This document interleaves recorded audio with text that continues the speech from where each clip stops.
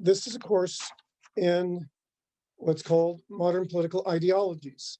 And when I was your age, I didn't know what that meant. I'm not sure how many of you know what it means. It's obviously having to do with politics and the ideas of politics. I'm going to start at the beginning of the modern age. You can call it the age of democratic revolutions. You can call it the modern political age, which was, I'll generally call it, or the demonic moment of the change from pre-mass politics, it's usually described as democratic politics or a democratic world when common people count. When it starts there, and then we move forward. It's hard to use the term democratic nowadays. Mass-based politics can be very anti-democratic. You can have something called fascism, sort of a surprise ideological event of the 20th century. It's called the greatest surprise of the 20th century, something that no one really anticipated emerging. And since America is now grasped, at least apparently half of America, or one hell of a big section of America, is under the grasp, under the influence of an ideology that is clearly fascist, overlaps so much with the fascist era of the interwar years. It's where we're headed in this course. We're going to be describing and trying to understand what that was all about, the fascism of Nazi Germany and fascist Italy and Falangist Spain, and the fascist parties that arose in most other European countries in those interwar years. They arose, but they didn't take state power. In Germany, in Italy, in Spain, in Portugal, they took power. They tried to take power in France. They tried to take power in England, but they were there, but they didn't take power. So it's quite a massive phenomenon. And we're seeing the re-emergence of almost all the characteristics of that fascist stage. I haven't asked you to buy many books.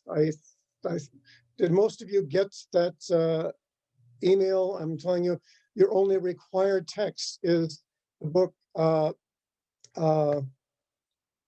by Naomi Klein, Disaster Capitalism, of the shock doctrine, the manic, the rise of manic of disaster capitalism. That's quite an extraordinary book. We will be covering it towards the end of the semester. Tells you a lot about neoliberalism, so-called neoliberalism, so-called neoconservatism, and basically neo-American fascism. As I said before, political ideology is supposed to be popular for a bunch of people, not just for intellectual specialists. Philosophy majors may be Kierkegaardian or Wittgensteinian.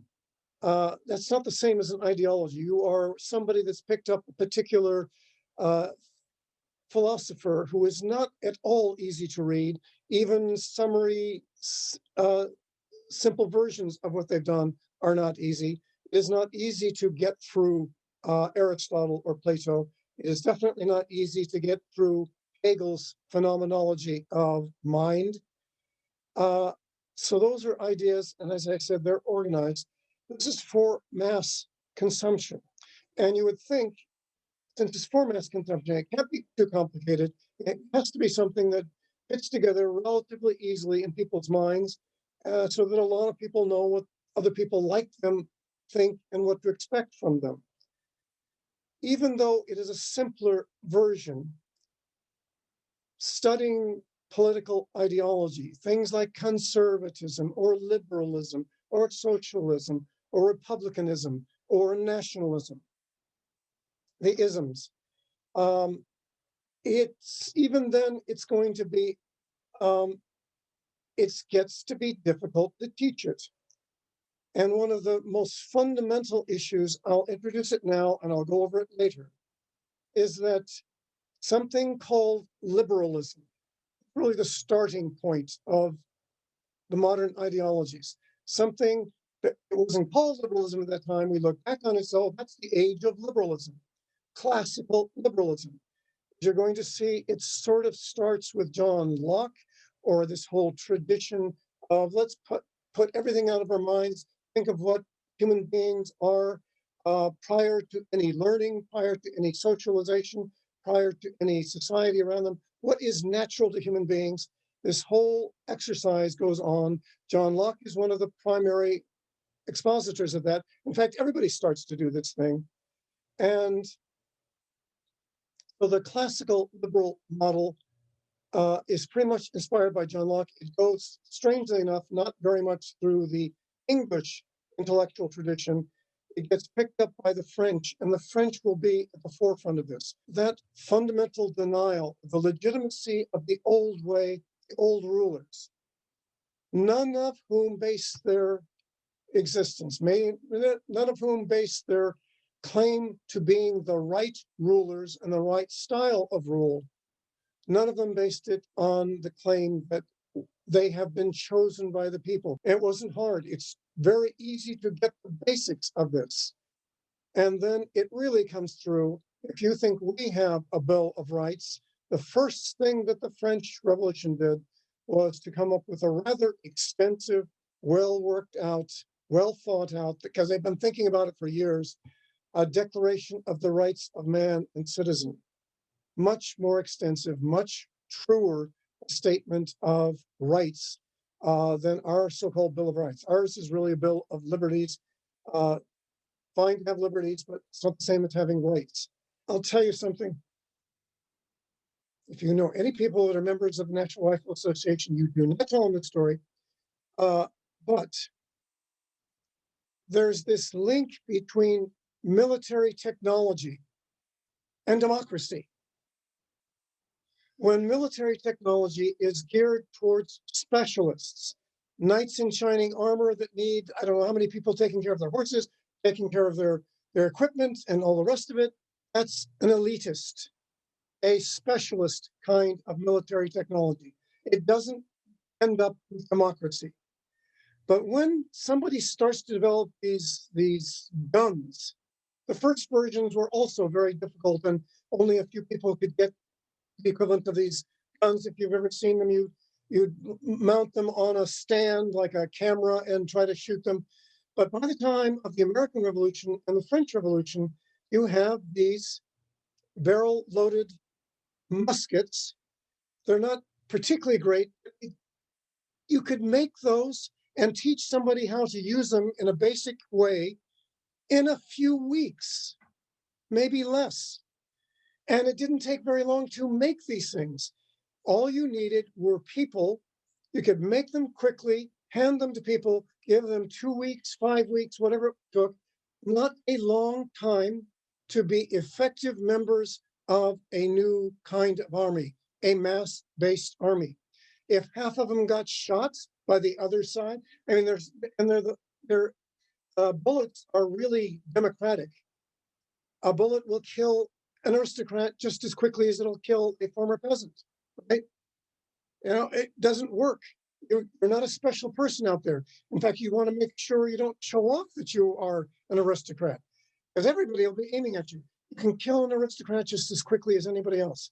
So they go down like anybody else. So now to win wars, it is not just military technology, but numbers of people with guns in their hands, because France will need that. France, revolutionary France, fairly quickly will be attacked by essentially every country in Europe in the 1790s, not just England, but the German states and Prussia and Russia and the Italians and the Spanish and everybody you can name, all of whom were ruled by kings and aristocrats, all of whom felt the threat to their rule from this revolution in France. They would gang up on France and with their aristocratic-based armies attack France. And the miracle of the French Revolution is that these peasants could be turned into soldiers, from citizens to soldiers. And they were not only able to repel the attacks on France, the attacks on the revolution, hell, they went on the offensive. They didn't wait for the Germans and the Austrians and the rest of them, the Danes and the Swedes, to come and attack them. They went on the offensive with these citizen armies. And the spectacular outcome was the citizen armies kept beating these guys. People would train for, 6, maybe 2 months, 3 months. You get your basic training and you go off to Vietnam and you get to try out your skills against the Vietnamese. So that's the essence of modern armies. You take everyday people, train them. When you need them, you might have to mobilize them. They're doing their regular jobs. Okay, you had training 2 years ago, 10 years ago. You're now going to be sent off to fight in a real war. That's the nature of warfare in the 20th century, and certainly in the First and Second World War. So given that you have to depend on these people, guess what happens? Democracy becomes, or at least giving fundamental political rights to the people who are essential to the survival of the state, becomes more and more and more a norm. The overcoming of the old standards, the old claims to legitimacy, at least for this sort of technical factor of you need soldiers. You need soldiers for survival, and that means they have an awfully good claim on political rights, given that they're so essential to the survival of the country. We had a mini version of that in the Vietnam War, right when I was turning 18 and 19 years old. At that time, the national standard of age limits for voting in American elections, if you know it, you guys, 18-year-olds, 18 plus, you get to vote now because of what happened in my generation. You couldn't vote until you were 21, but you could be drafted into the military and go shoot and kill or shoot and die for your country without the right to vote. And the argument was straightforward.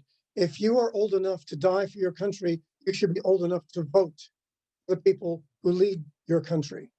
And it was almost a consensus. After almost 200 years of ignoring that kind of stipulation, they didn't get that far. They didn't go the route of allowing 18-year-olds to buy alcohol. That might have been inconsistent, but whatever. In terms of the vote, it was almost entirely because of that military factor, the interaction of, if you will, mass-based military tactics, mass-based military strategies, and democracy, the rise of democracy.